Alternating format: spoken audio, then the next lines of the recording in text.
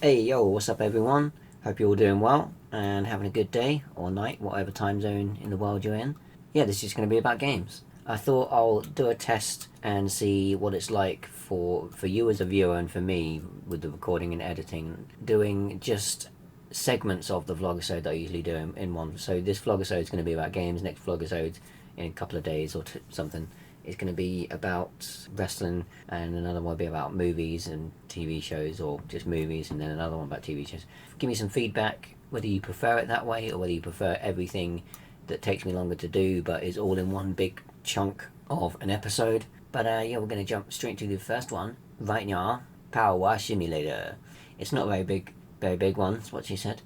But it's pretty fun. It's cool. The Scorpion Sentinel is probably my favourite stage to wash. I didn't think it would be out so soon because it weren't that long ago that I heard about it. It was shortly before the Tomb Raider DLC came out, and yeah, it's out. I've not checked out the trailer, but we're gonna check it. We're gonna watch it together. See what we got right here. Let's have a look. I wonder if it's gonna have any of the music. Probably not. Oh, okay. It's a model of Midgar, not the whole Midgar. And then you've got the. Is it the Lucky Sevens bar in the slums? Okay, you got the motorbike. That's the van they ride at some point. I can't remember when. Okay, and it looked like you had the Buster Sword in the bar. Alright, it looks quite cool. I think it looks like it might be a bit smaller than the Tomb Raider one. I'm not too sure. I actually wanted like a big scale Midgar to run around in, but it still looks pretty cool. And the next one then we're going to check out is Last Epoch. Mainly just the multiplayer and double checking exactly when that comes out. I believe it is later on this month. I think it's this month, pretty sure. So let's let's check a look right now. So we got Last Epoch, and there's a few things here. I'm not going to read all of these out, and they look pretty cool. I thought, okay, new end of time zone, that's probably then changing something in the end game, I would have thought. But the one thing I'm looking at, which is, I meant to do this video like a week or two ago, probably 3 or 4 weeks ago, and we're looking for the trade development update. Okay, that'll be cool. Read that if you're going to be playing the game. I'm looking for, here we go. Right, so open beta weekend, February 23rd, 26th, so that has been and gone. If you've been waiting for the right moment to introduce your friends to Last Epoch, there is no better time right now. Oh, right, yeah, but they're saying all you need is a Steam up because it was free. As far as I'm aware, it was free for people who wanted to play at that point in time. Play for free with up to 3 friends in your party. Adventure through the first 4 chapters. Access to 12 class masteries. 9th of March. Okay, I think the 9th of March is when everybody gets to play. So beta launch, point 9. That'll be, yeah, so it looks like in 6 days we can all play Last Epoch. So that would be pretty sweet. But yeah, there's that. So we got that coming. Next up we got Wolfson, and we're going to jump into that, take a look at the patch notes and the upcoming stuff in that, and take a look at the expansion they got coming up, which I'm pretty sure is going to be a free expansion. I've not seen it's going to be a purchasable expansion or anything like that. And let's see what they got in the notes over on Steam. Alright, so Wolfson, Lords of Mayhem, have the 4th and final chapter in a matter of weeks. And this was, when did this come out? 28th February? Less than a matter of weeks. It's like 1 week less than a matter of weeks. In the spirit of full disclosure, we are in a final internal testing phase and tinkering with the last few nuts and bolts. There is of course always the possibility we may have to invest more time. I wouldn't be surprised. But we aim to have the patch in your hands soon. Face your deadliest foe yet. I'm gonna sneeze. Okay. I cut it. I cut the sneeze. Sneezes come out super loud when I'm editing. Uncover the fate of Heimlock and Valeria. Engage in a new endgame loop and discover new and exciting unique items, item types, affixes, 2 new skills, and a multitude of exciting build possibilities. I feel like they could have added more than 2 more skills, and I feel like the items they're adding are going to affect skills more than anything, probably. And along with the new chapter gameplay content, Also bring the massive balancing past of the game, which is about the XP thing. Nodes indicates of rate, XP requirements, city building costs. So yeah, XP requirements for leveling up and city building costs are being heavily reduced as far as I'm aware. But if we scroll down here, and they've added some items here. So I'm going to go and just try and read out the main kind of thing about each item. Grant attack speed and cast speed for every point of stamina you are currently missing. On hit, have a high chance to automatically cast Sovereign Shout with several passive modifiers. And then we got some unique shoulders, some armor, and this one was a bruiser armor. I thought it looked more like a magical armor, like sorcerer armor. Increased damage 3%, block chance on your shield. We got some gloves. Did they show off any weapons? I can't remember if they showed off any weapons. No, they haven't showed off any weapons.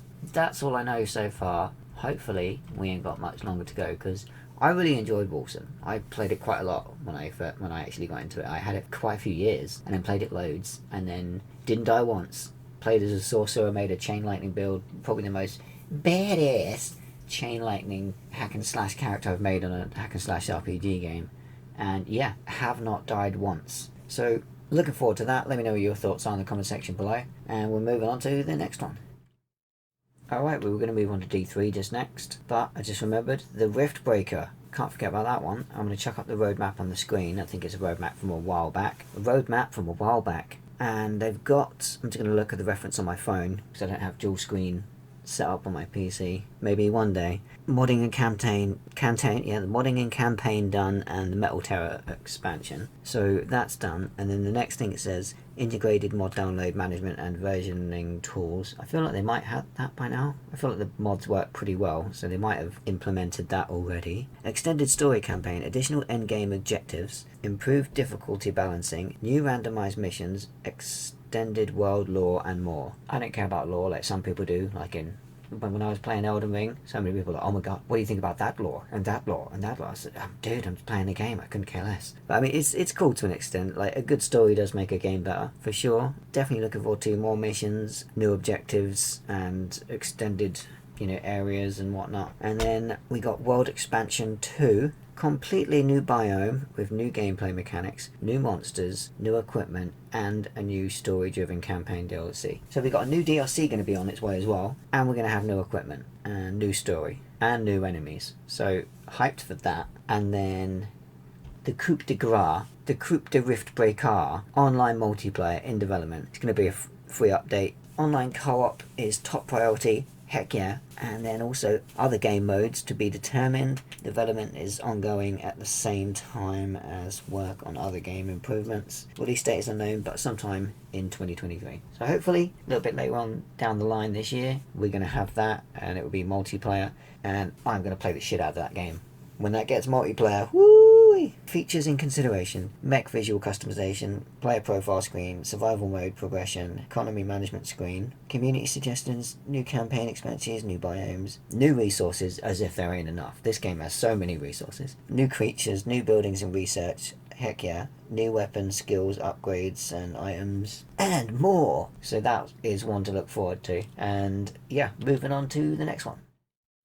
And last, cat hair in my mouth. Last but not least, we got Diablo 3. But it's not all bad. It's been pretty fun this season. I skipped like 5 seasons or something because I played enough Diablo 3. And then after many years, went back about a year ago, and I played a bit the last season, and I've also done a little bit this season as well. And you can be more powerful this season because of some of the sets, and as well as the set pieces of equipment. You got the Altar of Rights. You can be more powerful than any other season ever, probably. It makes level 150 Greater Rift more possible than ever before, and it's fairly fun. But as far as Diablo 3 goes, the cat hair's still there. Until Diablo 4 comes out. I got it that time. I got it. And yeah, so we got Diablo 4 coming out about 3 months. Woo! But yeah, well, I'm going to quickly show you the Altar of Rights. And I think that's going to do it for this video, to keep it short and sweet. Until the next one, let me know what you think in the comment section below. If you like the Vlogisodes split into different subjects, or if you want them all crammed into one big episode. And without any further delay, I'll let you watch the Altar of Rights. It's just showing what it is, what the buffs are basically. And yeah, thanks for watching. Stay safe out there. I'll see you next time.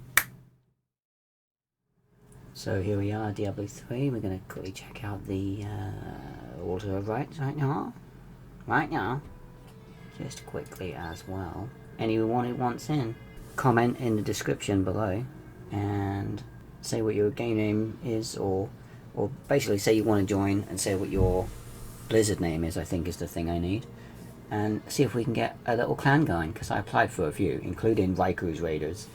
And I think I applied for 5 and a couple of days later no one had accepted it, so yeah, I made my own. My lonely clan. Anyway, let's go ahead and jump in and show the altar of rights right here. So for this one we're going to have to jump over to Act 1, and in Act 1 when we're in New Tristram we can run over here. And here we are, here's the altar of rights. So here's where it is, this is what it looks like. The very first one, the only one you have to choose from, is killstreak, timer, duration and reward bonuses are doubled. So you can take longer before your killstreak time expires, and the amount of experience you get from the killstreak bonus is twice as much. So you can get your character higher level to begin with at the beginning, and it's this one or the next one or something which requires I think it's a level 18 champ. It's like one of the first few gems. I think it's like a tier 3 gem or something, and level 18 you get those as well. And then this one, items have no level requirement, 25% move speed, increased damage against elites. I haven't started going down this path. Pools of reflection last for the entire season and are not removed by death. 200 damage, we'll have to get that.